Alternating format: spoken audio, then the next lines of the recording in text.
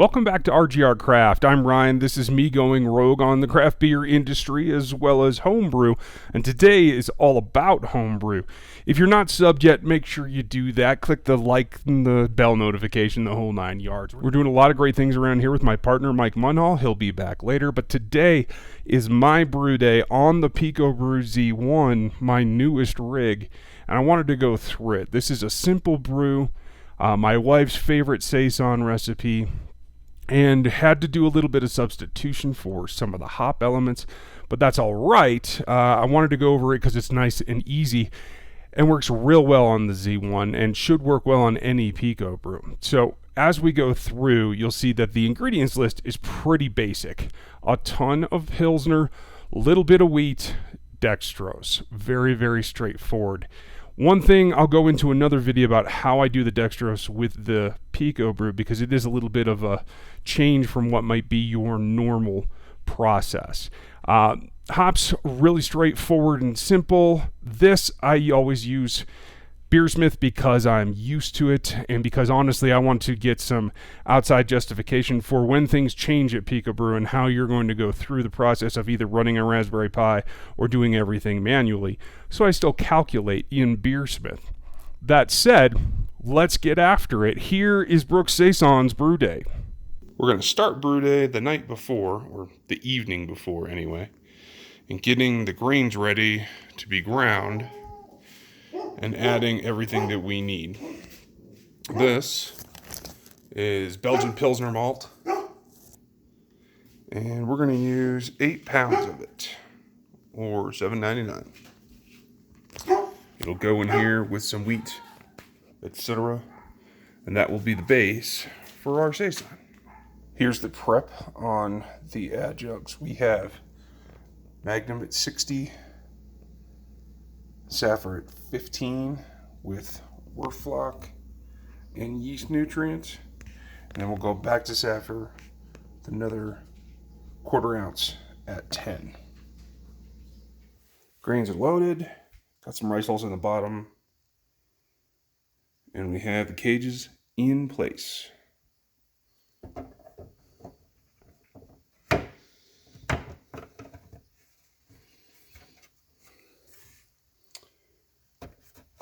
Seated over the top of the grain cage with the hops cage behind. Ready to go. So I program a stir into my program. Check the pH, which I've already grabbed the sample that is cooling over here. And now I've got to stir it. So I take the lid off and I use these turkey lifters to get in there, not too deep. Although luckily with the auction at headquarters, I now have more screens than I could ever ask for in case I do stab the bottom of them. But you can put this in up to its hilt and it does not reach the bottom. As you can see here,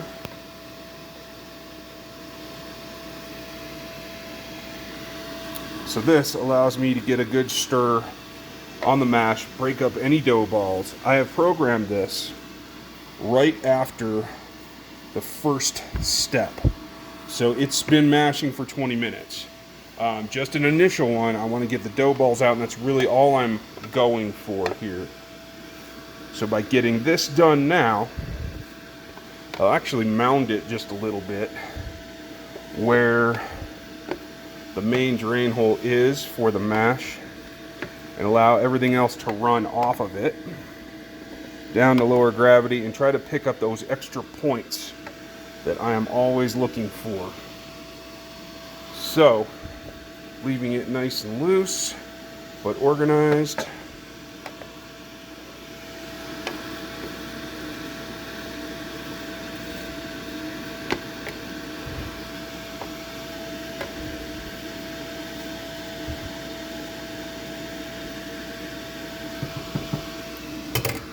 That is a mash stir.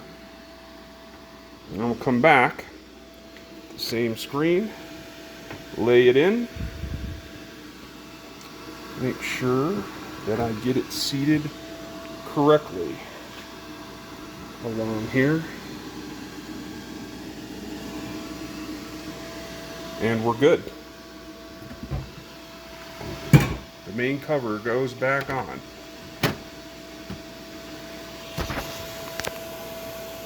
And seats nicely all the way around. The grommet is up and above, everything else is flat. And I am ready to put back in and resume. After resuming, we are reaching temp here about a minute.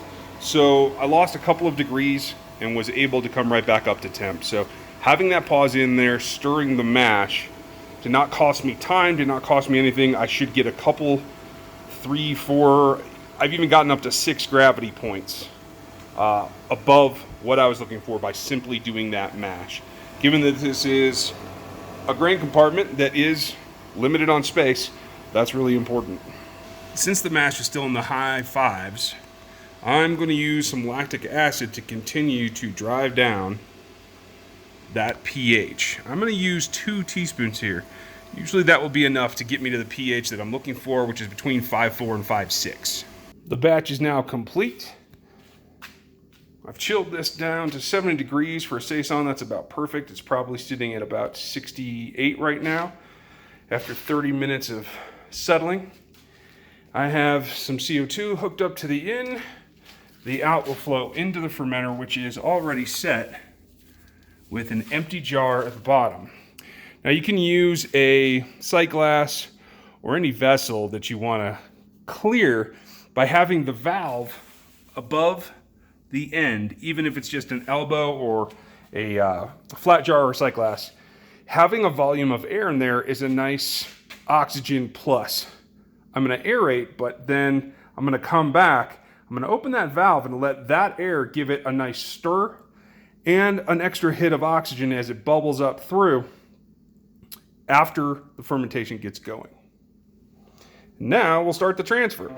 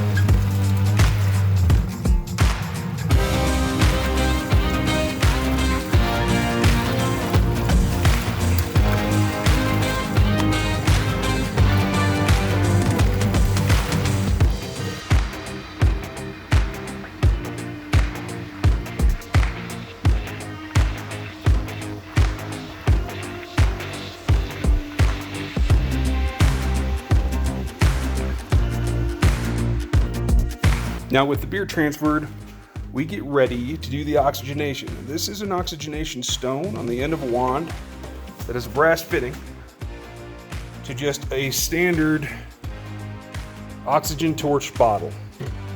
Makes it really nice and easy to use that wand to reach into the fermenter through the top and give it a nice hit of oxygen. We ended up with just over 4 gallons of a nice Saison. It came out, should be really sessionable. The wife should be happy. It is called Brooks Saison for a reason. And the starter has come along quite nicely.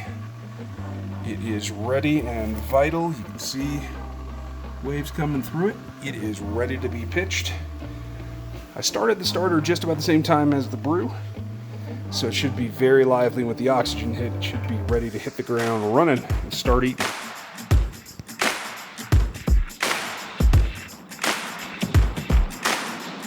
Starter is pitched, and we are ready to get going. And that's it for the brew day for Brooks Saison. I'll be back with a review of the beer, and we'll take a look at the fermentation process, etc. coming up. But that's how it got made. Hope you guys like that. Make sure you click the like and the sub and the bell notification. We'll be back with you again with more Brew Day, more beer reviews. Thanks for watching RGR Craft.